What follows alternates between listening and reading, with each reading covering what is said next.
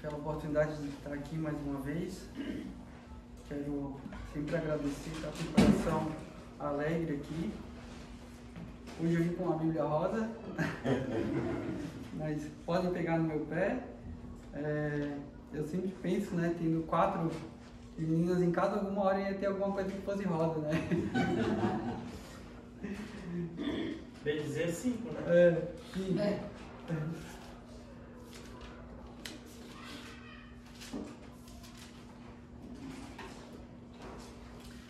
Vamos orar. Senhor Deus e Pai, Deus bendito, Tu és santo e poderoso. Quero te agradecer, Senhor, por essa manhã maravilhosa. Te agradecemos, Senhor, por essa estação também do ano, Senhor, que nos dá todas as coisas que precisamos no devido tempo. Obrigado, Senhor, por estares no controle, Senhor, de todas as coisas, por permitir que chegássemos aqui hoje, Senhor, e estivéssemos em um local aberto, público, Senhor, que a gente pode te celebrar, cantar, louvar o Teu nome, Senhor, sem nos preocupar em sermos perseguidos, sem nos preocupar, Senhor, em sermos presos. Obrigado pela liberdade que temos aqui, Senhor, em abrir a Tua palavra, Senhor, e falar do Teu Evangelho, falar das Tuas verdades, Senhor, para que todos possam ouvir, Senhor. Abençoa esse momento, abençoa, Senhor, de uma forma, Pai, que o coração de todos nós possa estar aberto, Senhor, a receber a Tua palavra, guardar as Tuas verdades, Senhor, e que a gente possa sair daqui hoje, Senhor, com a Tua palavra no coração, levar ela para o nosso dia, Senhor, que isso possa vir a transformar o nosso dia a dia, Senhor. Tu és bendito, Deus. No Teu nome santo, que eu te dou glória, Senhor, e que eu oro a Ti. Em nome de Jesus, amém. Amém.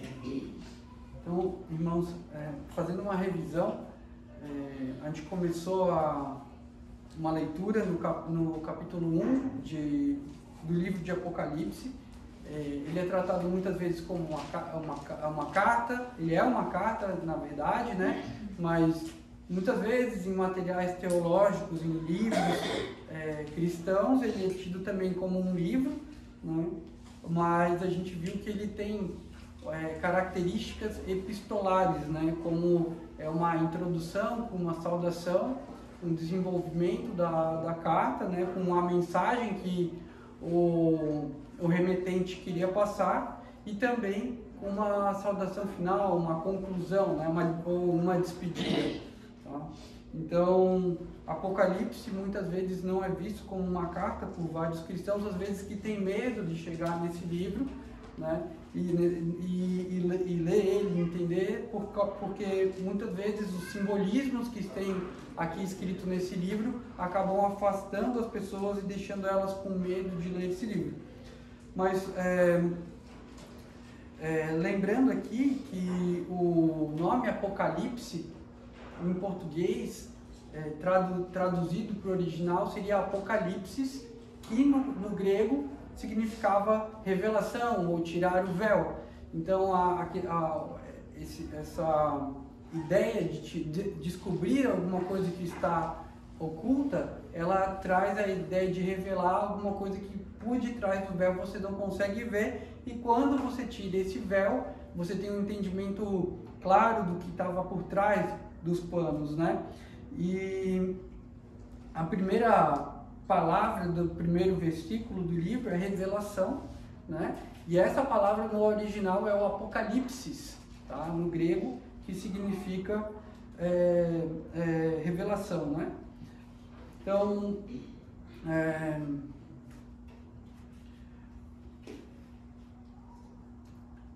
na última pregação a gente também falou sobre algumas coisas que motivaram pessoas, teólogos e eruditos em épocas passadas sobre tentar adivinhar o futuro, né? A gente falou que a maioria das religiões também tem essa intenção em saber o dia final, né?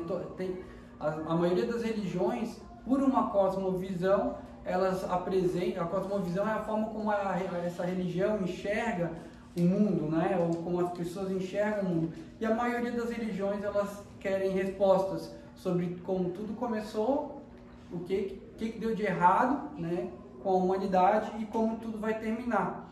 E uma cosmovisão completa, ela precisa responder pelo menos essas perguntas, né? Como tudo começou, qual que é a verdade sobre como tudo começou, cada religião vai puxar isso para si, né?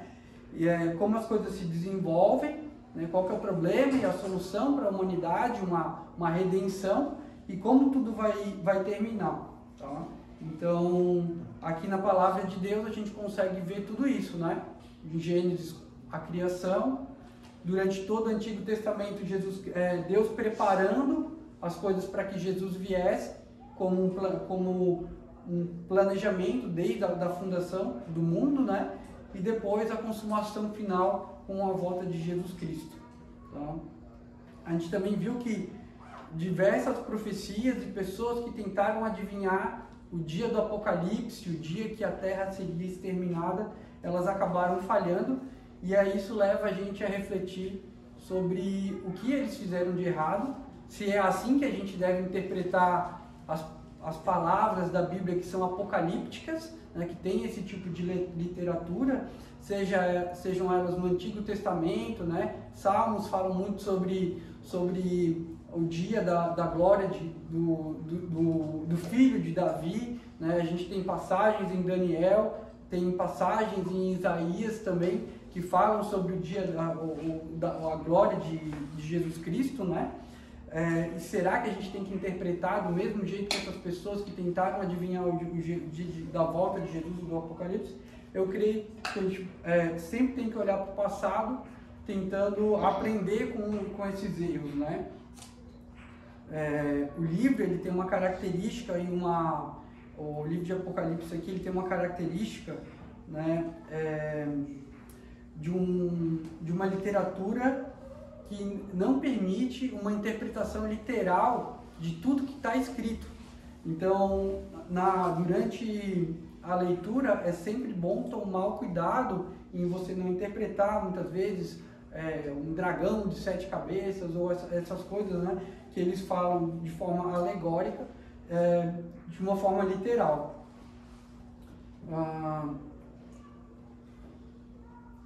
Uma coisa importante sobre os versículos de 1 a 3, que foram os que a gente leu, tá? É que João está sendo o interlocutor da mensagem.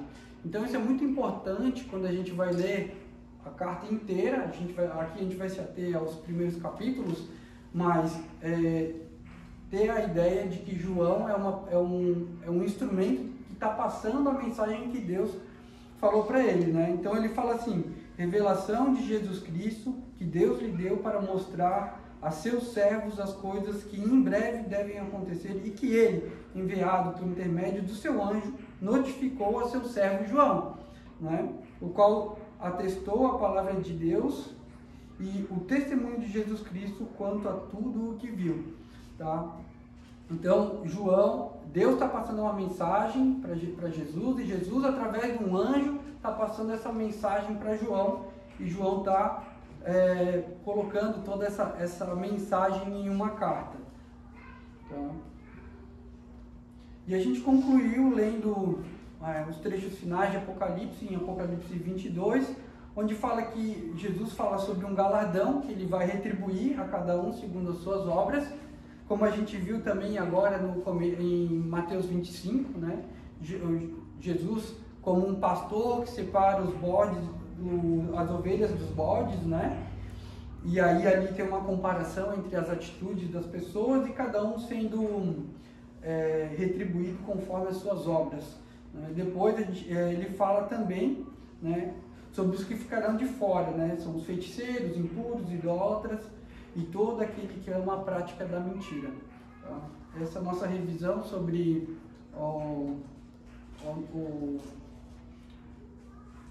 a pregação anterior, sem deixar de mencionar também sobre o contexto político, né, e geopolítico da época, em que João estava preso na ilha de Patmos como um prisioneiro perseguido do Evangelho, né, e os imperadores romanos estavam na caça contra os cristãos, armando mentiras para pegar todos quantos possíveis.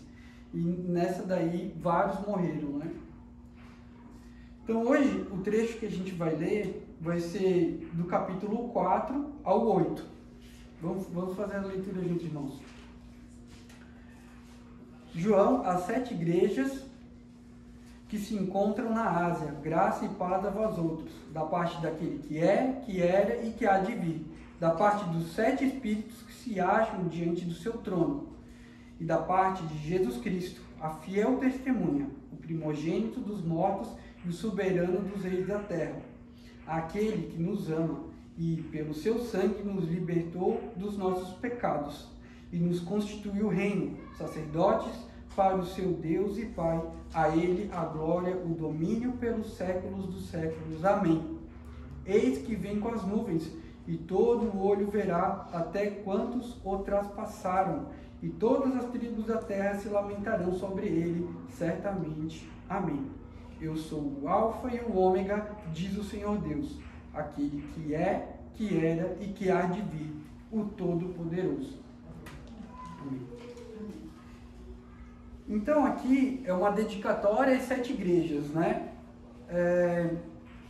E a gente vê aqui nesse pequeno trecho que João ele escolhe o número 7. Tá? E avançando a leitura do livro, dá para perceber que esse número é um número que João gosta bastante, porque ele repete várias vezes ao longo de Apocalipse. Tá? E o 7, digamos assim, nas numerologias, ou o símbolo dos números, ele é um número que representa, né, plenitude, né, ou plenitude ou eternidade, né? E podemos ver que esse símbolo 7, ele representa uma plenitude do reino de Deus. Tá? Ele diz assim, João, as 7 igrejas que se encontram na Ásia, né? E essa plenitude do reino começou a ser estabelecida, né, quando Jesus veio, e agora a gente vê que cada uma dessas igrejas tem uma particularidade. Muitas vezes a gente vê a palavra, ou Deus manda uma palavra para nós e a gente toma ela como pessoal, né? Mas aqui a gente vê um número 7 de igrejas sendo representadas por uma igreja, digamos assim, universal, são as 7 igrejas, e depois mais adiante a gente vê mensagens específicas para cada uma delas. Muitas vezes a gente sente-se responsabilizado de uma forma unitária quando a gente ouve uma pregação ou uma mensagem. Mas aqui essa mensagem é uma mensagem para a igreja. Então, tanto quando da forma individual a gente pode ser chamado a Deus a uma responsabilidade ou uma bênção, mas também como de forma coletiva. Ou seja, nós como igrejas somos responsabilizados coletivamente. Tá? E é o que acontece nos próximos capítulos, quando a gente vê João mandando uma mensagem para cada uma das igrejas.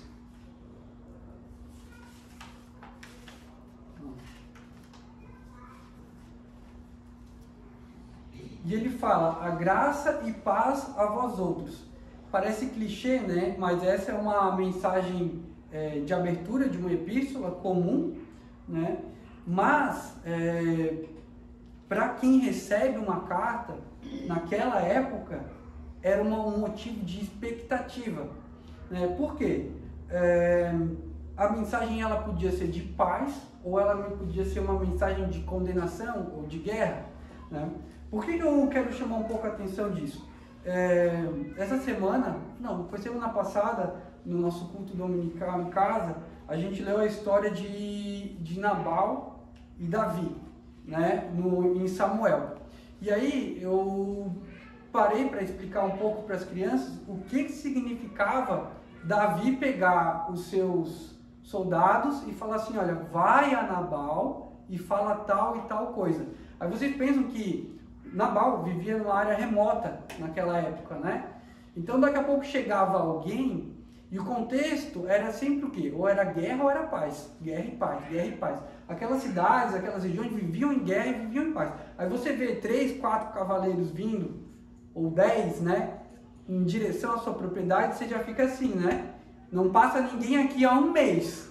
Né? Estão chegando 10. Aí já fica na cabeça, é de paz ou é de guerra? É de paz ou é de guerra? É de paz ou é de guerra? E aí... Davi, né? Eu vou abrir lá em Samuel 25, de 4 a 6, para vocês verem a mensagem de Davi. Tá? 1 Samuel 25, de 4 a 6.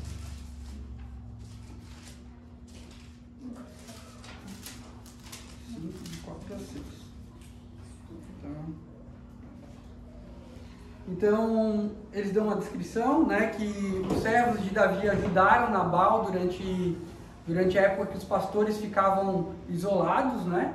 E aí Davi fala o seguinte: ouvindo Davi no deserto que Nabal tosqueava suas ovelhas, enviou 10 moços e lhes disse: subi ao Carmelo, ide a Nabal, perguntai-lhe em meu nome. É uma mensagem que ele está mandando em nome dele.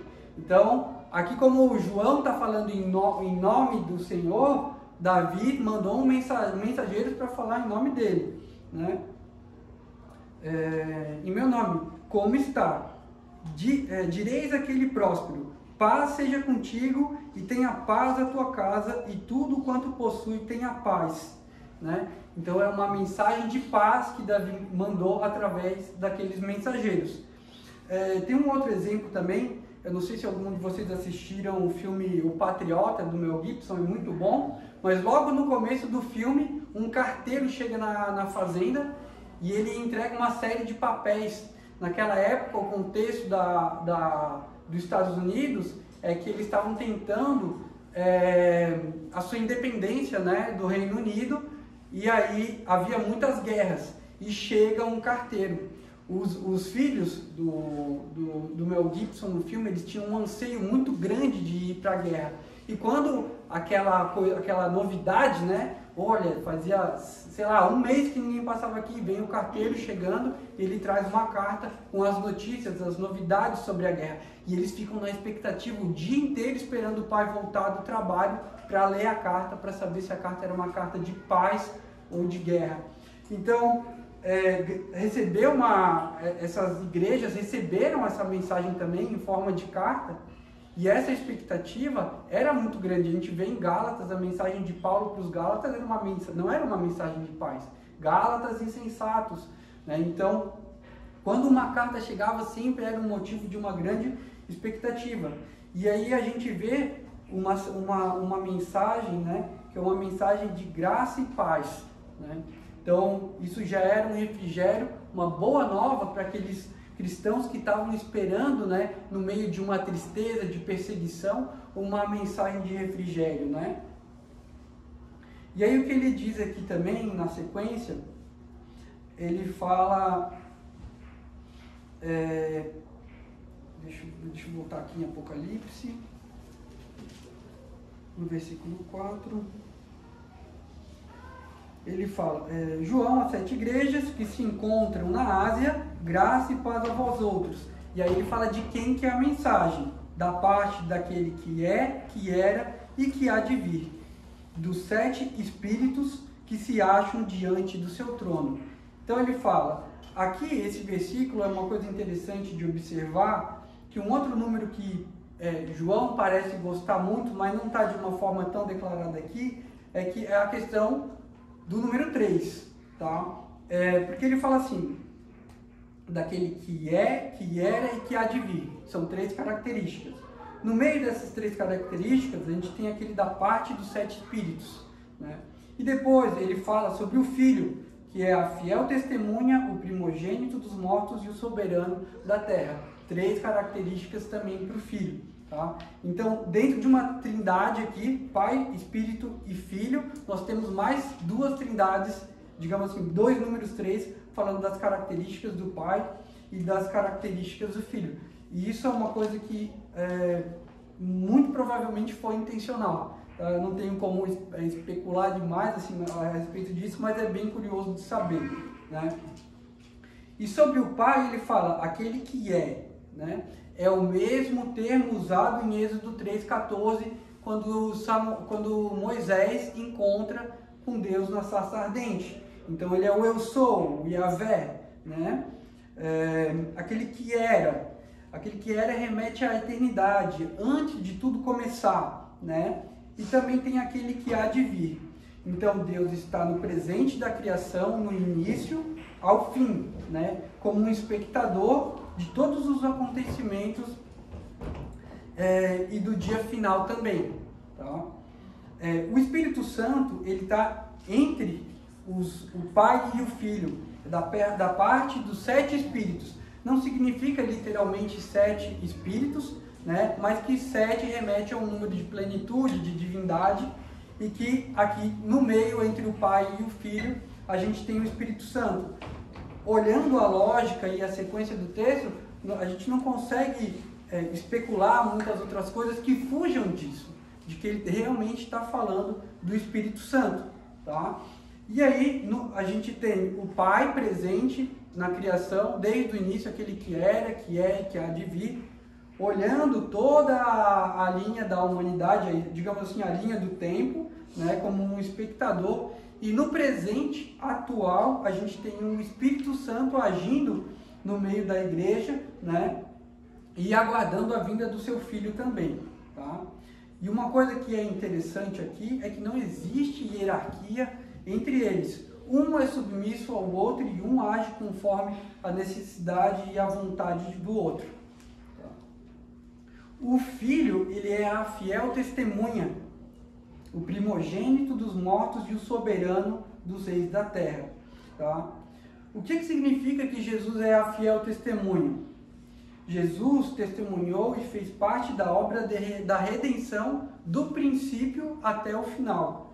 Jesus não foi só uma pessoa que nasceu da Virgem num ponto do tempo e que aquilo foi um curativo para um problema que a humanidade tinha. A gente vê lá no primeiro capítulo de João, no versículo 1, que João fala o seguinte: no princípio era o verbo. Esse verbo está com letra maiúscula, ele se refere ao Logos, que é a palavra. Né? No princípio era a palavra. E ele está falando que a palavra estava com Deus, ou seja, Jesus e Deus estavam no princípio, e o verbo era Deus, né? Ele estava no princípio com Deus, todas as coisas foram feitas por intermédio dele, e sem ele nada do que foi feito se fez. Então, para tudo que a gente vê hoje na criação e todos os acontecimentos históricos, Jesus participou ativamente de tudo isso, né? E quando a gente lê o Antigo Testamento, é bom a gente ter essa impressão, que muitas vezes a gente está lendo o Pai, Deus, Senhor, mas Jesus está sempre presente no decorrer de toda essa história, sendo uma testemunha. Tá? E aí agora eu queria lembrar de Jesus sendo testemunha em Gênesis 22, onde diz assim: e aconteceu depois dessas coisas que provou Deus a Abraão e disse-lhe: Abraão, e ele disse: eis-me aqui. E disse: toma agora o teu filho, o teu único filho Isaque, a quem amas, e vai-te à terra de Moriá, e ofereço ali em holocausto sobre uma das montanhas que eu te direi.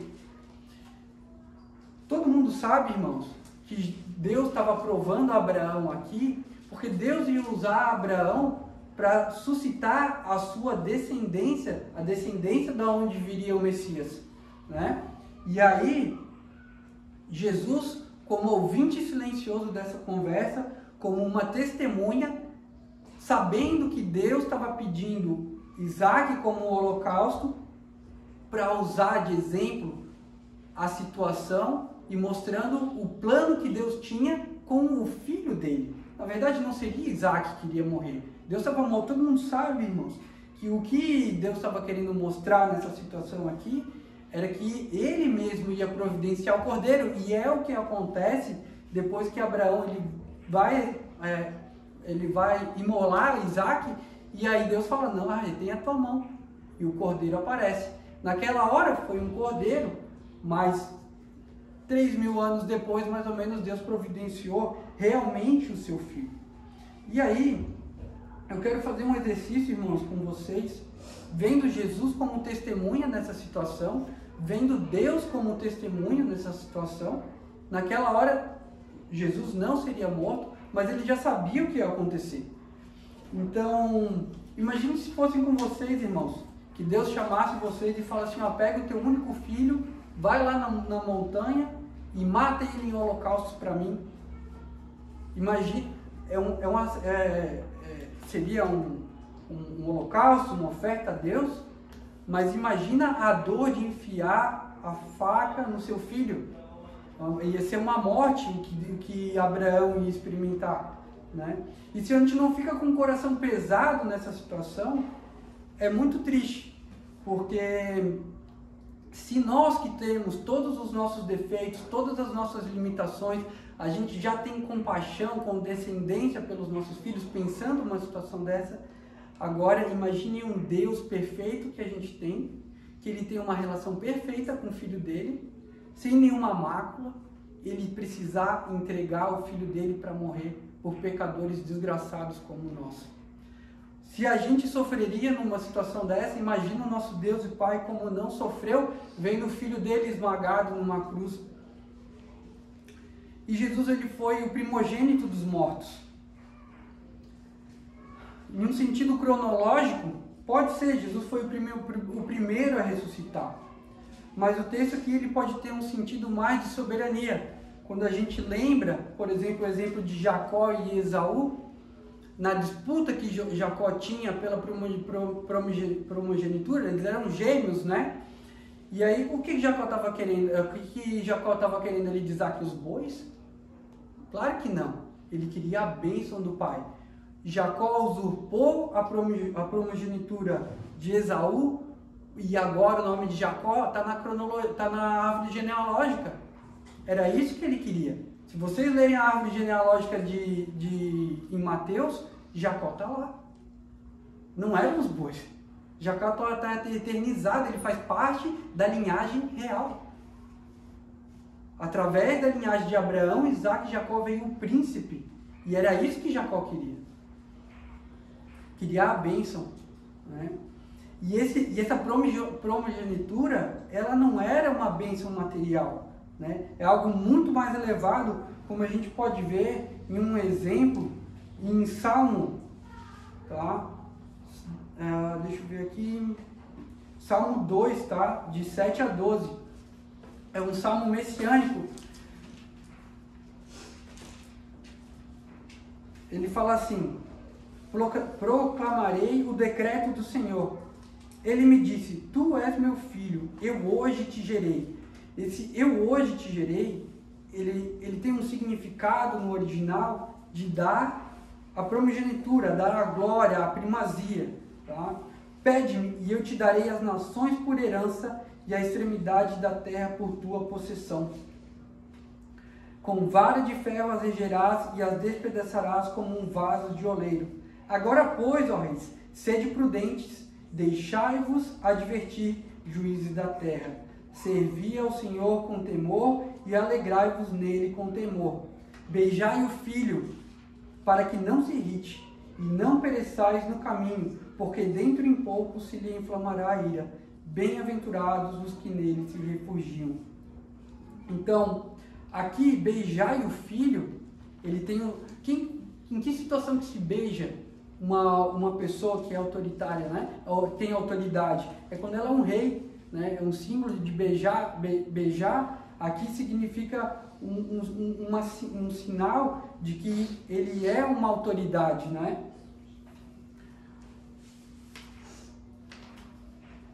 Aqui a gente também tem um exemplo do Salmo 89, tá? Que fala também sobre primogenitura. Tá? Salmo 89, versículo 26 e 27. Ele fala, é um salmo davídico, está falando sobre o reino eterno de Davi, e ele fala assim, ele me invocará dizendo, aqui seria o descendente de Davi, né? Tu és meu Pai, meu Deus e rocha minha salvação, e rocha da minha salvação. Falo-ei por isso, meu primogênito, o mais elevado entre os reis da terra. Então, o primogênito dentre os mortos, ele tem um sentido de autoridade. Ó. Meu primogênito, o mais elevado entre os reis da terra. Tá? na sequência, indo para o final do versículo 5 e continuando no 6, a gente tem a mensagem assim: aquele que nos ama é direcionado, aquele que nos ama e pelo seu sangue nos libertou dos nossos pecados e nos constituiu reino, sacerdotes para o Deus, seu Deus e Pai, a Ele a glória e o domínio pelos séculos dos séculos. Amém. Tá?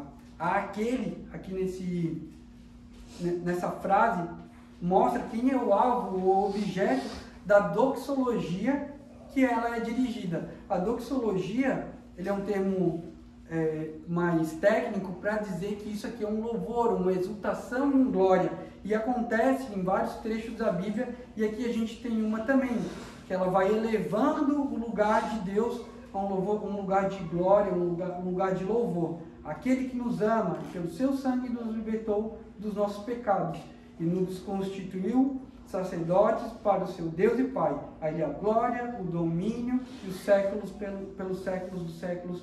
Amém. E como a gente viu aqui, a gente já falou um pouco sobre a característica de Deus demonstrando amor por nós, mas agora a gente vê na pessoa do Filho também a demonstração de amor por nós. E uma coisa interessante é que ele fala que ele nos ama. Não que ele nos amou, ou que aconteceu dele ter nos amado, mas que está no presente, referindo que Jesus ele realmente está vivo, e esse amor ele chega até nós, até os dias de hoje. Então ele nos ama. Tá? Romanos, capítulo 5, no versículo 8, diz assim: mas Deus prova o seu próprio amor para conosco, pelo fato de ter Cristo morrido por nós, sendo nós ainda pecadores. Tá? E aí, eu gostaria de lembrar aqui que ele nos constituiu reino. Tá?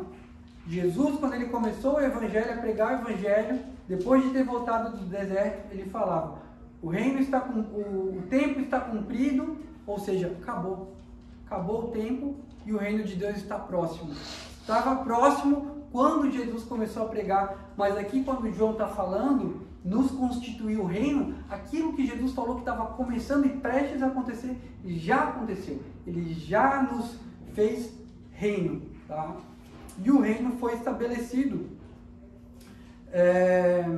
Foi estabelecido quando Jesus venceu a morte, ressuscitou, e ele deixou a sua igreja como o corpo dos seus súditos, do seu reino, como representantes, embaixadores do que ele havia feito aqui na terra. E a igreja, meus irmãos, é o exemplo vivo de que o reino de Deus, de Jesus Cristo, foi estabelecido. Tá? E como cidadãos desse reino, nós somos sacerdotes para o seu Deus e Pai. Tá? Lembrando que o sacerdote nunca foi uma posição comum. Durante todo o Antigo Testamento, os sacerdotes sempre tiveram posições de responsabilidade. Tá? Em Efésios diz assim, Efésios 4:1: rogo-vos que andeis de modo digno da vocação que fostes chamados. Se fomos chamados para sermos sacerdotes, né, Deus nos constituiu sacerdotes, a gente tem que andar de forma digna do evangelho que a gente recebeu. E eu gostaria de lembrar do exemplo do sacerdote Eli, tá? Quando ele era complacente com os pecados dos seus filhos, em Samuel também, né? E aí, a complacência de Samuel com o pecado fez com que Deus, a complacência de Eli com o pecado dos filhos, fez com que o próprio Senhor profetizasse o final de Eli através de Samuel, tá? Então, eu gostaria de lembrar, irmãos, que a gente ande de modo digno da vocação que fomos chamados, né? Como sacerdotes, abandonando as práticas da injustiça, a mentira, dizendo sempre a verdade para uns com os outros, como fala em Efésios também. E aí, no versículo 7, ele diz assim: eis que vem com as nuvens, e todo olho o verá, até quantos o traspassaram, e todas as tribos da terra se lamentarão sobre ele, certamente. Amém. O versículo 7, em especial, ele é um mini resumo de todo o livro de Apocalipse. Tá? Então, ao decorrer do livro, essa mensagem que tem aqui no versículo 7, ela é repetida em alguns ciclos. Tá? E aqui resume a intenção, tá? A chave de tudo que está por vir nos próximos capítulos. E ele fala, eis que vem com as nuvens. E João, ele está aqui sendo coerente com coisas que aconteceram no passado. Né? Em Atos, no capítulo 1, do versículo 10 ao 11, diz assim, e estando eles de olhos fitos no céu, vendo Jesus subir, né? Enquanto Jesus subia, eis que 2 varões, vestidos de branco, se puseram ao lado deles, e lhes disseram, varões galileus, por que estáis olhando para as alturas? Esse Jesus que dentre vós foi assunto ao céu, virá do modo como o viste subir. Então João viu e está falando, olha, me falaram lá no passado, ele vai voltar nas nuvens assim. A mensagem de Jesus aqui, como João sendo interlocutor de Jesus aqui, está sendo coerente com o que os anjos falaram também em Atos. E ele diz que todo olho verá, tá? E Jesus quando assumiu a forma humana, ele se esvaziou da sua glória, tá? E a glória total não era evidente quando ele andou entre nós. Jesus, ele era 100% Deus, como a gente sempre fala, e ele era 100% homem.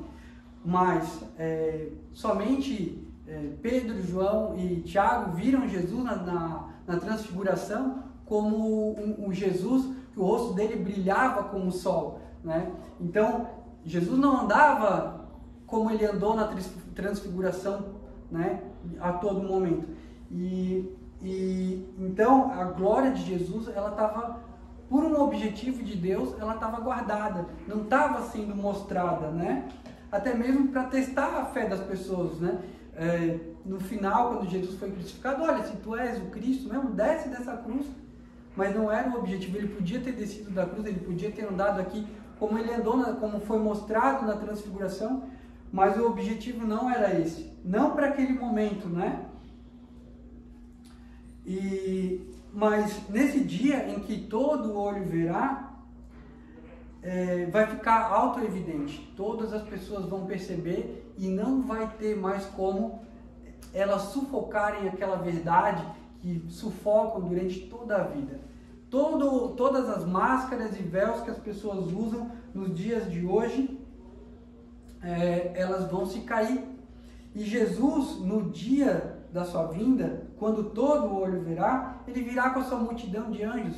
Vocês lembram quando que Jesus falou para Pedro no Getsemane, quando Pedro cortou a orelha de Malco? Falou, olha, se eu quisesse, eu chamava uma legião de legiões de anjos do meu Pai e ele poderia me atender, mas guarda a tua espada que não é a hora agora, né? Então, a gente pode ver que Jesus não revelando totalmente a sua glória, ele estava guardando isso para o momento certo, que é o momento em que todo olho verá. Tá? E aí ele fala assim, até quantos o transpassaram, tá? E aí eu imagino a cena, né? Toda a humanidade reunida diante de Jesus, né? Os bodes e as ovelhas, né? Para prestar as contas, né? E os soldados romanos que penduraram ele na cruz vão estar lá também, né? E aí, lembrando, irmãos, que quem está passando essa mensagem é o próprio Deus, né? E caso os soldados romanos não tenham se arrependido das suas perversidades, elas não foram esquecidas, elas estão aqui. Aconteceu no passado, mas a gente sabe aqui que Jesus próprio está falando para João, olha, até aqueles que me transpassaram, que vão estar lá no dia do juízo, eles vão pagar das suas contas, né? Mas, irmãos, eu não acho que essa mensagem seja uma mensagem pessoal para os soldados romanos, né? Porque em Isaías 53:5 diz assim, mas ele foi traspassado pelas nossas transgressões e moído pelas nossas iniquidades.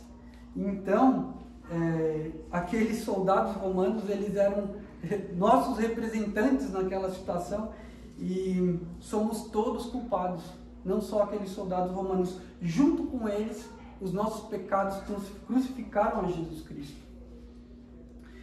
E no versículo 8 ele fala assim: eu sou o Alfa e o Ômega, diz o Senhor Deus, aquele que é, que era e que há de vir, o Todo-Poderoso.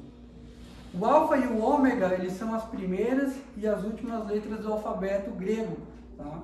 E assim a gente entende que aqui representa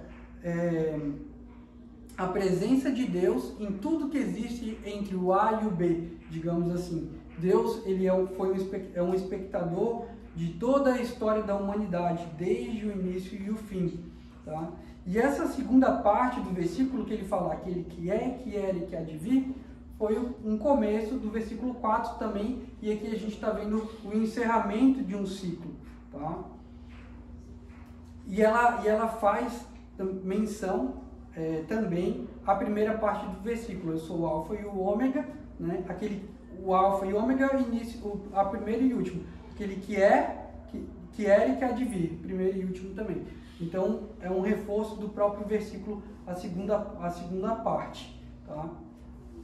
E agora, irmãos, caminhando para o final, eu gostaria de voltar a falar sobre a Jesus, quando ele esteve entre nós. A sua glória, ela não estava autoevidente. Ele veio numa forma humilde, esvaziou a si mesmo, né? E Marcos 16, Marcos 14, do versículo 60 ao 63.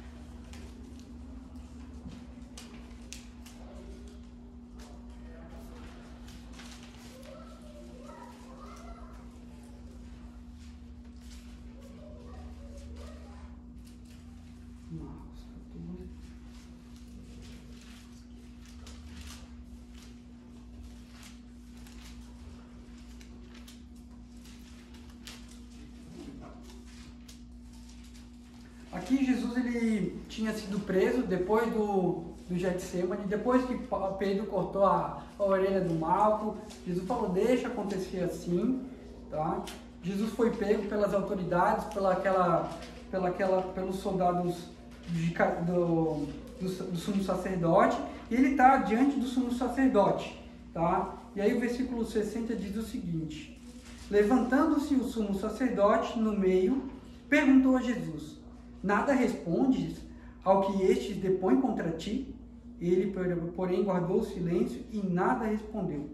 Tornou a interrogá-lo o sumo sacerdote e lhe disse: és tu o Cristo, o Filho de Deus bendito?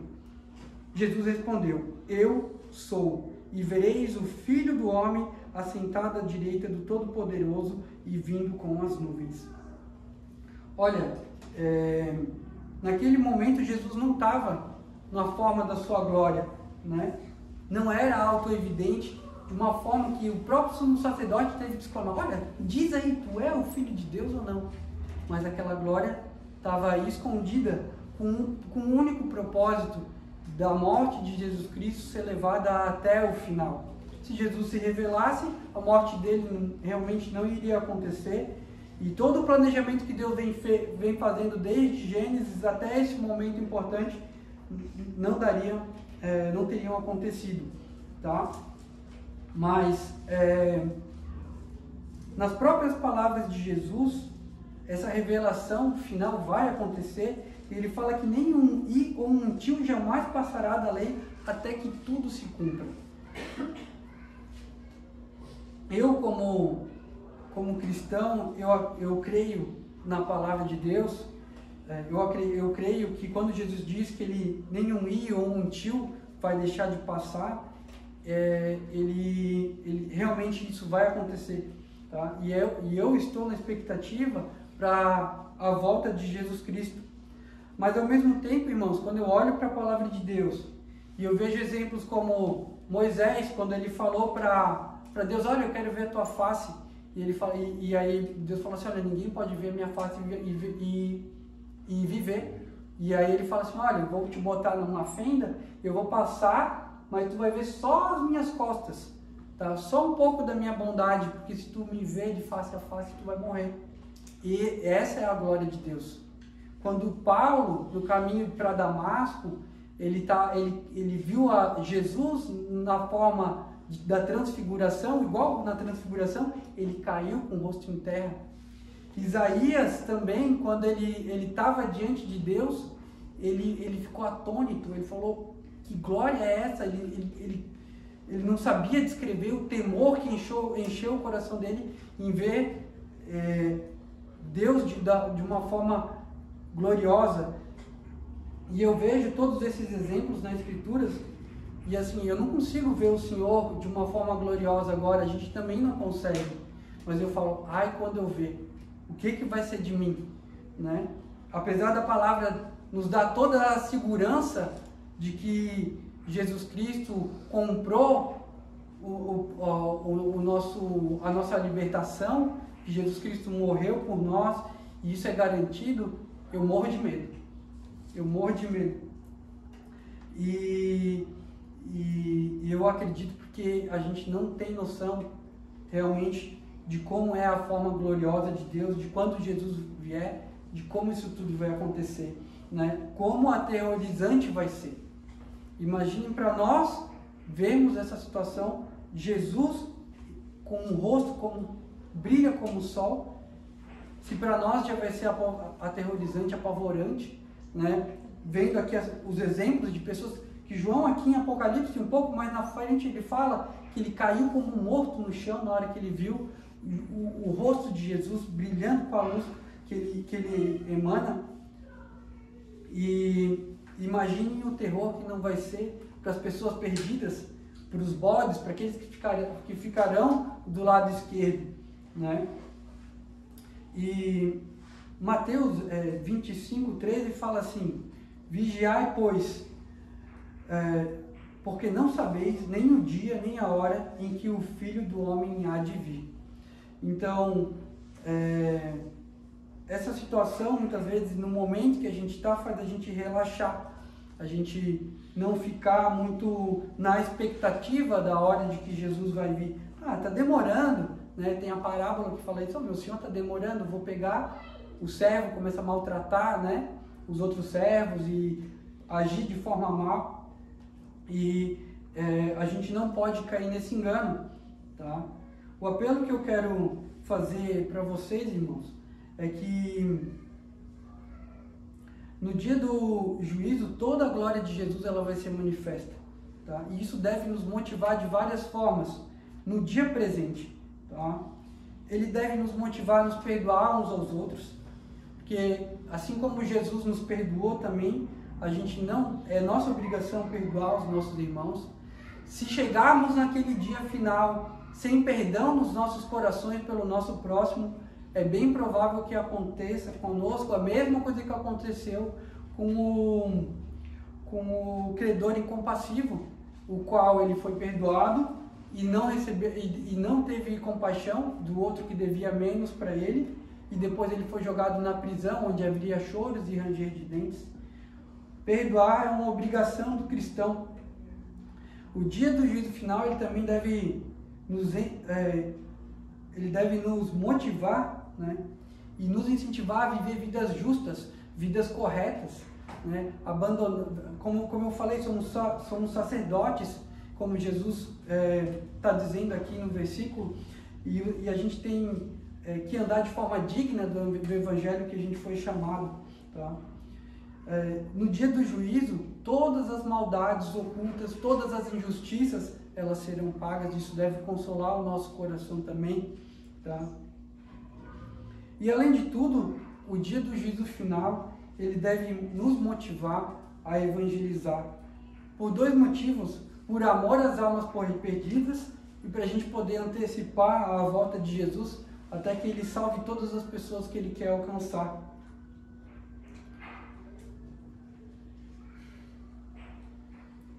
Então, irmãos, essa era a mensagem que eu tinha para passar para vocês hoje. Eu espero que o dia do juízo final, ele nos dê a sensação no coração de estar sempre vigilante e motivados, né, a perdoar, a viver vidas justas e a evangelizar, né, para alcançar os perdidos. Amém. Amém. Senhor Deus, te agradeço, Pai, por esse dia, te agradeço por essa mensagem, que ela esteja no nosso coração, Pai, que tu, Senhor, possa levar, Senhor, isso para o nosso dia, Senhor, para a nossa semana, e que a gente viva, Senhor, na expectativa da tua volta, Pai, sempre atento, Senhor, a todos os teus mandamentos. Nós não sabemos o dia, Senhor, e a hora que o Senhor vai voltar, mas que a gente sempre esteja com o coração motivado, Senhor, a perdoar, Senhor, a evangelizar, Senhor, e a viver vidas justas diante de Ti. Tu és bendito, Deus. No Teu nome santo que eu oro. Amém. Amém. Amém.